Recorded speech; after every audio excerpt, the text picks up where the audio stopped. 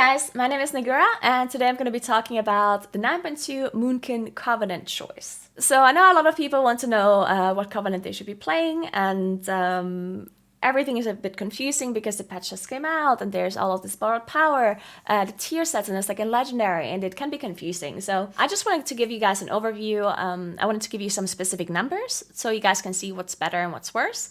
And additionally, I want to give you some strengths and weaknesses of the Covenant so you have an easier time choosing what you need. It's a really good thing that we can freely change Covenants now. There's nothing you lose from changing Covenants. So you really don't have to like stress out on this decision right now, right? You don't have to be like, oh my God, what do I play? What do I play, right? You can just calm down, take a breath, and just take it slow because you cannot make the wrong choice at the moment, right? If you're playing Night Fae right now, and then later on you want to switch to Venthyr, you can do that. You can even switch from Venthyr to Night Fae between bosses or between dungeons, right?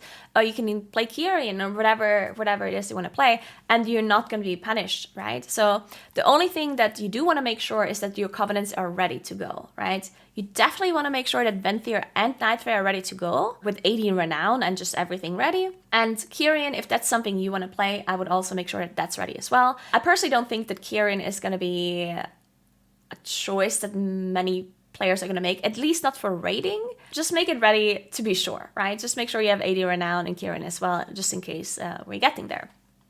Right. So now before I go into more details and more numbers, I do want to quickly talk about Mythic Plus, because this video is mainly supposed to be about raiding, but I know people are going to be asking. So Mythic Plus is a little bit of a different story, just because we're going to get the new affix now, which changes the way the dungeons are being played. And additionally, there's going to be a whole new meta that is going to be evolving that we don't know yet, right? No one can tell you what the meta is going to be in a month, because everything is going to change so much depending on the borrowed power that we are receiving, right? We're gaining so much power through the tier sets that we're acquiring throughout the weeks, and additionally the second legendary. So until then, until everyone has all of this borrowed power, and then we can practice and plus and see what happens, until then we don't really know what's going to be best. For specifically Moonkin, I do want to say that there is a pretty high possibility that Moonkin is not going to do that well in M+. I don't want to like be a doomsayer or something, but the issue that Moonkin has specifically for Mythic Plus is the fact that our 2-piece and our 4-piece is not giving us a lot of AoE at all. It's mainly single target, and it's a good set for single target and for raiding specifically. But any AoE, any like super heavy AoE situation like Mythic Plus, and it's not a big gain at all. It's very, very minimal damage gain for AoE. And that's a problem because a lot of other classes gain a lot of AoE damage through their set. And since in 9.1, Moonkin already wasn't like one of the top specs when it came to damage, right? It's just gonna widen this gap even more between classes that gain a lot of damage in AoE and plus through their set, while we do not, right? So that's something I do want to say real quick. Of course, I'm not 100% sure about this. I'm just assuming. And additionally, I do think that the Covenant we're going to be playing in Mythic Plus is likely going to be Kyrian, actually, in my opinion, because Kyrian is probably the most consistent AoE damage Covenant that we have, because Venthyr is so 3 minutes heavy. It's not going to be as 3 minute heavy anymore as it was in 9.1, but still. And then additionally, Night Fae doesn't scale very well with AoE, while Kyrian scales really well with AoE, and at the same time, it's also more consistent, right? You have your cooldowns more often, or you don't have your big cooldowns more often, but you have your small cooldowns more often, your bond that you can enable, and it also buffs another class with stats. So I do think Kyrian is probably the best, but again, we're not really sure. Okay, so now that I got the plus part out of the way, I'm gonna focus completely on raiding, on Sepulchre of the first ones, and what your best Covenant is gonna be for that. It's gonna be different depending on how much borrow power you have. You know, do you have 2 set? Do you have 4 set? Do you have 2 set and 1 legendary? Do you have 4 set and 1 legendary? Do you have 4 set and 2 legendaries, right? Depending on your current situation on the legendaries and the tier, it's gonna change the numbers. So it is very likely going to be best for you to always sim your own character as you gain the borrowed power, like as you gain the 2 set, as you gain the second legendary, and so on. But yeah, Generally speaking, I do have some numbers with like normalized gear that I can show you. Additionally, I also want to give you some things that certain covenants can do well and things that other covenants can do well. So you have an easier time deciding what you currently need, right? Because there's always strength and weaknesses between the covenants. And depending on a boss fight, you might want to go with one covenant over the other, even if the covenant that you're choosing seems like slightly worse than the other. Because the numbers are very close to each other, okay? Venthyr, Kyrian, and Nightfare are all very close once you have completed your full borrowed power. Once you have second legendary and 4-set, the numbers are pretty close. So it really depends on your knowledge of the strengths and weaknesses of the covenants to see what you should be choosing for a boss. Before I go into more numbers and details, I do want to quickly talk about legendaries, because people are wondering what legendaries should I be upgrading. If there's all covenants that are viable, then what should I be upgrading, right? And the best legendary by far to upgrade is the second legendary, the covenant legendary. The problem is that we cannot upgrade that legendary until we get the legendary power from being revered with enlightened. So until you're revered, you cannot upgrade that legendary. So either you wait for being revered and then you upgrade it, or if you can't wait and you already want to be stronger during the first few Mythic weeks, then I would recommend upgrading Arcanic Pulsar, because Arcanic Pulsar is the legendary that you play with all covenants once you have a full borrowed power set. Arcanic Pulsar is going to be played with Venthyr, with Kyrian, and with Nightfay. So that legendary would be the best for you to upgrade if you cannot wait for the Covenant Legendary. Of course, the Covenant Legendary would be better overall because it also works for different specs, right? So if you're a player that likes to play Guardian sometimes, or Rest, or Druid, or Feral, then the Covenant Legendary is by far the best choice because it always stays on. You will never unequip the Legendary again, right? So that would be the best. But yeah, now moving on to some numbers. Keep in mind these numbers are generated with a normalized gear set. They're not specifically made for your character, so it's always best to sim your own numbers. But these numbers here, the ones I'm showing you right now, is considered you have one legendary, so that's not a second legendary yet, and you have 2-set, no 4-set, okay? So this is just an indicator to see how it's going to be as you're progressing through the raid. Because, of course, you're not immediately going to have everything. You're not going to have 4-set, you're not going to have second legendary. So, as you can see, Venthyr sims the highest. This is 5-minute single target sim, of course. But if you look at Nightfay here, Nia, it's a very small difference, right?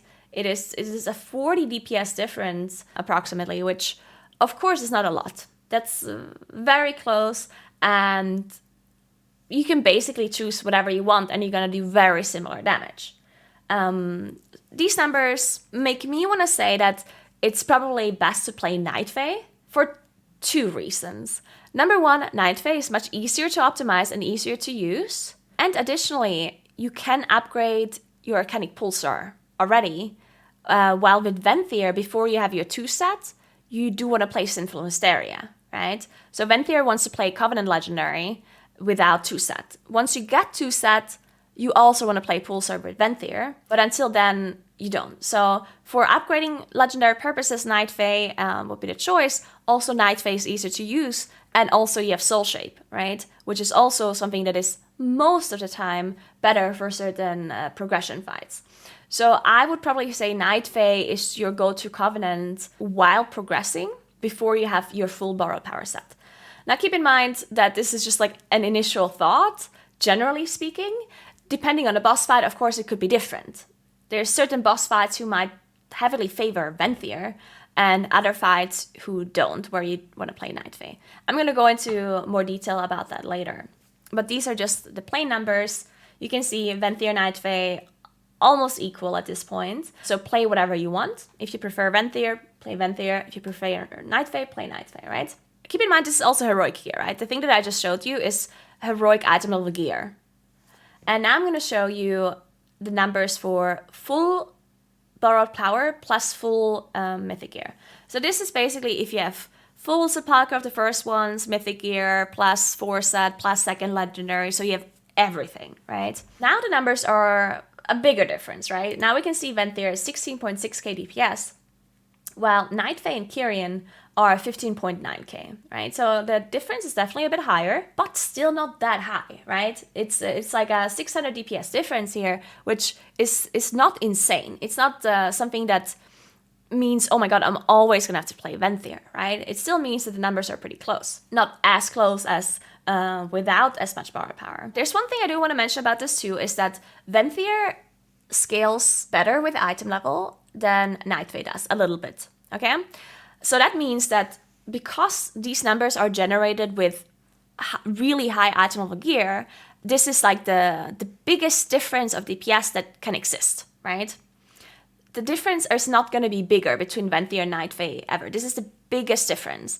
If you have less item level, which is very likely, right? Because you're not immediately going to have full mythic gear.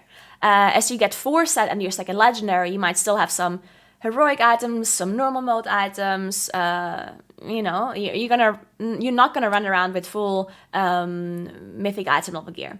And because Venthyr scales better than Night Fae, a little bit at least, the gap widens the more item level you gain.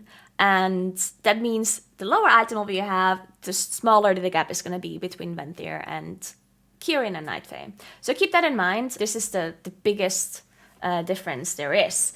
Before that, it's going to be smaller. What do these numbers tell you? These numbers tell you that Venthyr, of course, with full gear is the preferred Covenant choice, but Kyrian and Night Fae are both really like close to Venthyr, even with full gear, right? So during your progression time, when you don't have full gear yet, you don't have all the borrowed power, you can really play whatever you want. You can play Night Fae or Venthyr.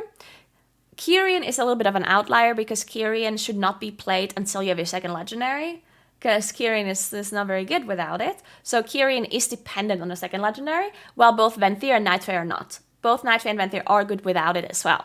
So keep that in mind. All right, and now I'm going to talk a little bit about just the strength and the weaknesses of all of the covenants, because you're going to have to make a decision on every boss, right? Every single boss you can be like, oh, should I play Venthyr here? Should I play Night Fae on this boss? What should I do, right? So let me give you some more details about what's good with one covenant versus the other. I also, quickly before I go into that, want to mention something about the Race to World First. A lot of people always look to the Race to World First guilds and see what they are doing and then copy that. Keep in mind that that's not going to be very good to do this time around, because the Race to World First guilds have less borrowed power than what you are probably going to have, because they do not have a second legendary, because they will only obtain it from the 3rd mythic week onwards, and they probably already have cleared everything by then, so they won't have a second legendary, and very likely not all of them are going to have 4Ps either. Maybe some of them only have 2Ps and not 4Ps, right? It's likely that most of the World First guilds are going to play Night Fae on almost every boss, right? It's unless one boss really favors Venthyr, because the numbers are so small between Venthyr and Night Fae. I don't think that the World First guilds would go Venthyr as a default on most bosses, because again, Night Fae is easier to optimize, easier to play, has better signature ability, and unless a boss really favors Venthyr with, Convoke can be bad in certain situations. But yeah, my point is, Race to World First guilds, their decisions are going to be different to decisions that you are going to be making later on. So just keep that in mind.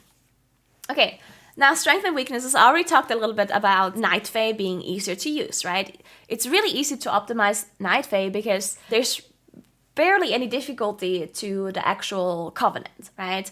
Pressing Convoke is not very hard, and you gain the Nia buff as well, which gives you that mastery, which is really, really huge. Venthyr and Kyrian on the other side are a bit more difficult. Venthyr, we already know from 9.1, you need to optimize your cooldowns to be able to get the most value out of it, which can be difficult on certain fights.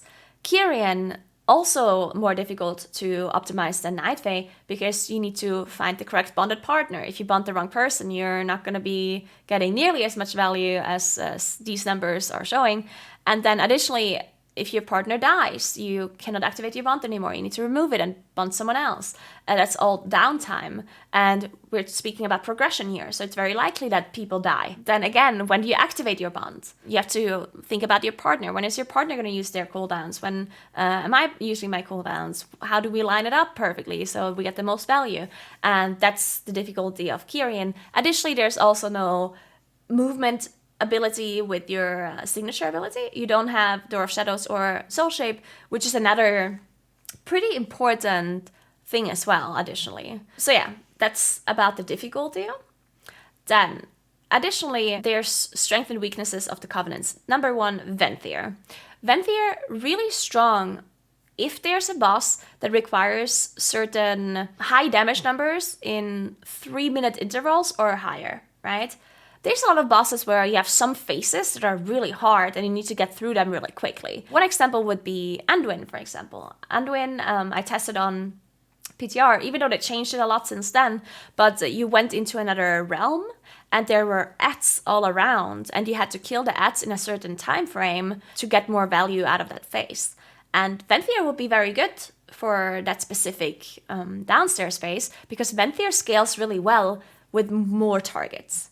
The way Venthyr works is that you're stacking up your buff as you go, and then it doesn't matter if you're doing AoE damage or single target damage or cleave damage or whatever it is you're doing, you always gain that extra damage, right? If you compare this to Night Fae, then Night Fae doesn't scale as well with multiple targets at all. Night Fae's Convoke does the same amount of damage no matter if there's 1 target or 5 targets or 10 targets or 20 targets. It doesn't really scale with AoE that well. So Night Fae loses value the more targets there are, really. The thing is that the main strength from Night Fae doesn't actually come necessarily from Convoke, but from the buff that you're getting from Nia, the Soulbind. It gives you a mastery buff as soon as you press Convoke, and that mastery buff, that's where a lot of the strength from the Covenant comes from. So I don't want to say that Night Fae scales absolutely horribly with AoE, because it's only Convoke that doesn't scale. The mastery buff does, of course, scale, because mastery gets applied to everything that you do, no matter if it's single target or AoE, right? So it scales okay with AoE, but not as well as Venthyr does, okay? Kyrian is also a Covenant that scales really well with AoE, because of course, if your partner does AoE damage and you do AoE damage, then you're giving each other more damage, and of course you also get the secondary stats as well that also scale with AoE really well. So both Venthyr and Kyrian scale better with AoE compared to Night Fae. So keep that in mind. Then additionally, Night Fae, of course, is a downtime of Convoke not being controllable. So if you fight a boss and there's 5 immune targets that are just sitting there and you cannot remove them, then you press Convoke and half of your damage is going to go into those immune targets that are irrelevant. Same goes if there's a lot of ats. If there's a lot of small ats running around that are basically irrelevant, but you still have to kill them, but it doesn't matter how fast, then your Convoke is going to be soaked up by these small targets, right? Which makes it difficult for you to get the priority damage off. While with Venthyr and Kyrian, you have much more control over where your damage is actually going. So that's something you have to keep in mind as well. Night Fae, the easiest Covenant to use, but you have the least control over where your damage goes, and that's why Kyrian and Venthyr gain strength in those kind of situations. Then, I do want to talk about the cooldowns as well. So, the best Covenant when it comes to consistent damage is probably Kyrian, because Kyrian has the lowest cooldown on that bond, activating the bond. And additionally, you also constantly gain the secondary stats from bonding a partner. And your partner also constantly gains the secondary stats. So while Night Fae and Venthyr have cooldown windows, Kyrian basically constantly has damage and has very short cooldown windows with that Empire Bond. So if that's something you need in a boss fight, you need very, very consistent damage. Also, if it's AoE consistent damage that you need, then Kyrian is probably the best once you have 4 set and 2 legendaries. Keep in mind, Kyrian is not good without a second legendary. Night Fae has the second most consistent damage because Night Fae, of course, with the second legendary has shorter cooldown on Convoke. So you have a higher uptime on your Nia buff, the mastery buff. And additionally, you're not as reliant on your 3 minutes as maybe Venthyr is, right?